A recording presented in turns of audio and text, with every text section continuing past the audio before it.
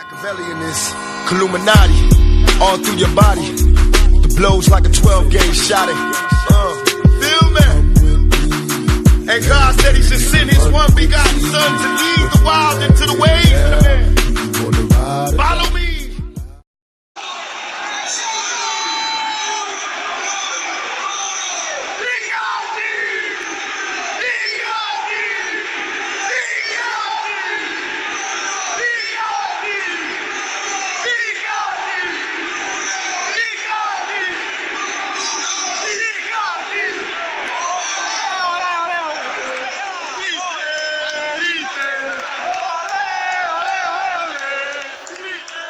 Yo les postos, c'est Sacha. Mauro Icardi a signé son contrat au Paris Saint-Germain, près d'1 an. Voilà les potos. Donc enfin, Mauro Icardi va venir renforcer l'attaque du Paris Saint-Germain. Voilà, donc toute la journée, hein. On en a parlé, les négociations ont duré toute la nuit hier. Donc voilà, il a enfin signé son contrat. Donc on part apparemment sur un prêt sans option d'achat. Mais Paris pourra faire quand même une offre d'ici la fin de saison. Mauro Icardi va être peut-être la dernière recrue du mercato parisien. Donc sa femme et son agent Wanda Nara étaient cet après-midi au siège du PSG alors que l'international argentin passait sa visite médicale à l'hôpital américain de Neuilly-sur-Seine. Mais alors que l'on parlait d'un prêt avec... certains parlaient d'un prêt avec une option d'achat. Moi j'avais bien stipulé que c'était sans option d'achat et ça s'est bien confirmé. Voilà, ce prêt devrait être sans option d'achat. L'officialisation a eu lieu. Donc voilà les potos, près d'1 an pour Mauro Icardi. Mais le PSG pourra quand même l'acheter à la fin de la saison. Voilà, ce sera une possibilité. Donc voilà. Donc faut savoir qui c'est Mauro Icardi, hein. C'est un caractère très très très fort. Donc on peut s'attendre à vraiment des tensions dans le vestiaire. Ça va être dur de gérer un tel joueur, surtout pour Thomas Tuchel. Comment va-t-il s'entendre avec Neymar, Mbappé, Cavani? Beaucoup de questions qui se posent. Voilà, donc c'est un très très gros buteur, hein. C'est un finisseur. C'est pas vraiment un joueur qui participe au jeu, à l'inverse de Cavani qui lui participe plus au jeu mais qui est un peu plus maladroit devant le but. Mais Mauro Icardi est un finisseur, hein. Donc voilà, et il faut aussi dire que Mauro Icardi c'est vraiment brûlé les ailes en Italie, hein. Il a été coutumier des polémiques, il a franchi certaines limites et a passé son temps à des fois lapidé par les fans de l'Inter de Milan. Quelques lignes maladroites dans son autobiographie qu'il a déjà fait à l'époque qu'il avait 23 ans auront suffi à en faire l'homme à abattre. Lui qui est déjà grillé en sélection où il s'est fait haïr pour une histoire de fille.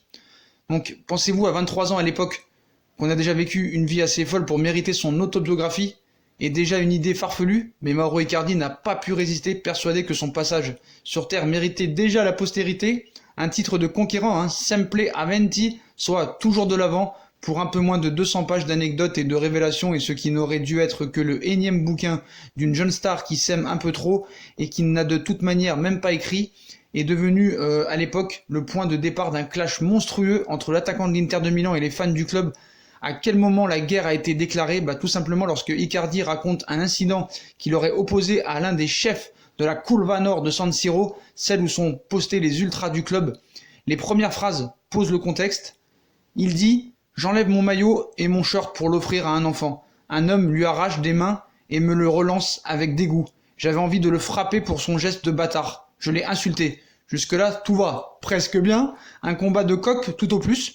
Là où le bas blesse, c'est quand Icardi poursuit en expliquant, je cite, « J'étais prêt à affronter les supporters un par un. Ils ne savent pas que j'ai grandi dans un des quartiers avec le plus fort taux de criminalité en Argentine. Ces supporters sont 50, 100, 200, pas grave. Je leur ramène une centaine de criminels argentins pour les tuer ici à Milan. » De l'embrouille entre grandes gueules à la guerre des sangs, il n'y a visiblement qu'un pas pour Mauro Icardi. Le souci, c'est que le sang adverse est du genre à savoir se faire entendre. Donc le martyr de Milan, hein. Voilà, courtois et diplomate, les ultras de l'Inter avaient démarré par un communiqué de presse soigneusement rédigé et plus ferme que violent en lui disant à Mauro: « En ce qui nous concerne, sa mission ici est finie. Ce livre est ridicule, mensonger et horrifiant. Il nous décrit comme des gens menaçants gravitant autour du club, ce qui prouve que quelque chose ne va pas dans sa tête. Pour nous, Icardi est un jeune idiot, comme beaucoup de joueurs de son âge, mais un bon gars au fond. Simplement, un individu de la sorte ne mérite pas d'être capitaine de l'Inter de Milan. » Le joueur avait répondu sur son compte Instagram avec un texte introduit par un cher Curvanor dans lequel il multipliait les preuves. Donc maintenant, avec Neymar, comment ça va se passer? Parce que ses bonnes intentions optant pour la politique du cri du cœur, être capitaine est un rêve d'enfant et ce que je cherche chez vos accolades après que j'ai marqué un but. Donc voilà, hein. Mais la deuxième salve des supporters, on sait que Icardi avec Neymar, ça peut mal se passer. Ça va être dur de gérer les égos pour Thomas Tuchel.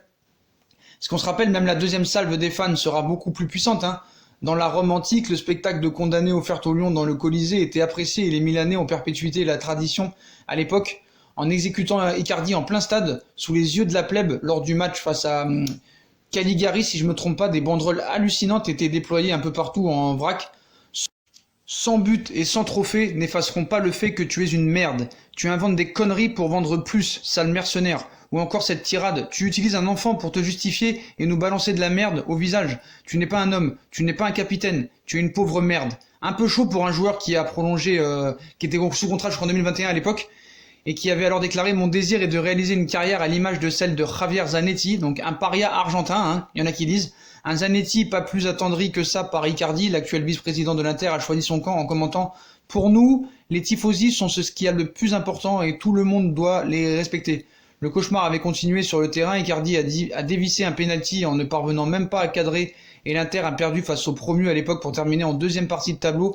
En rentrant chez lui, Icardi pensait enfin trouver le calme, il a surtout trouvé un autre tifo collé en face de sa maison avec ses nouveaux mots doux: on est là, quand tes amis argentins arrivent, tu nous préviens ou tu nous la fais en traître. Donc voilà, hein, lâché par tous, il ne peut même pas se consoler avec la sélection puisque l'Argentine l'oublie depuis 2013.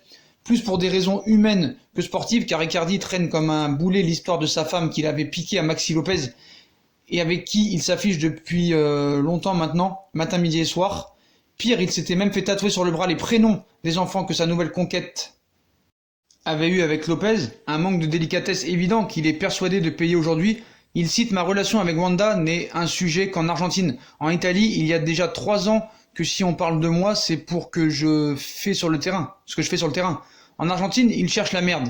Ils ne disent pas: regarde ce jeune qui met tant de buts. Ils disent: regarde, c'est celui qui est avec Wanda Nara, celui qui a foutu la merde en voulant la fiancée de son ami. Des médias jurent même que c'est Messi en personne qui fait pression pour qu'Icardi ne voit jamais le maillot de la Bicéleste. Quant à Maradona, interrogé une année dernière sur le cas Icardi, il avait bombardé: je ne parle pas à des traîtres. Avec toutes ces nouvelles aventures, Icardi aura bientôt assez de matière pour le tome 2 au Paris Saint-Germain. Peut-être dans son prochaine autobiographie, celui qui a 26 ans. Donc voilà les potos, Mauro Icardi est prêté pour 1 an sans option d'achat par l'Inter au Paris Saint-Germain. Mais si cette saison est satisfaisante, il pourrait peut-être quand même signer un contrat l'année prochaine à l'été 2020 au Paris Saint-Germain. Donc même s'il n'y a pas d'option d'achat, c'est possible quand même qu'il soit transféré l'année prochaine définitivement au Paris Saint-Germain. Donc voilà les potos, comme d'habitude, hein, si on a kiffé la vidéo, on like, on partage, on s'abonne. Dites-moi en commentaire si vous êtes content de l'arrivée de Mauro Icardi, nouvel attaquant du Paris Saint-Germain.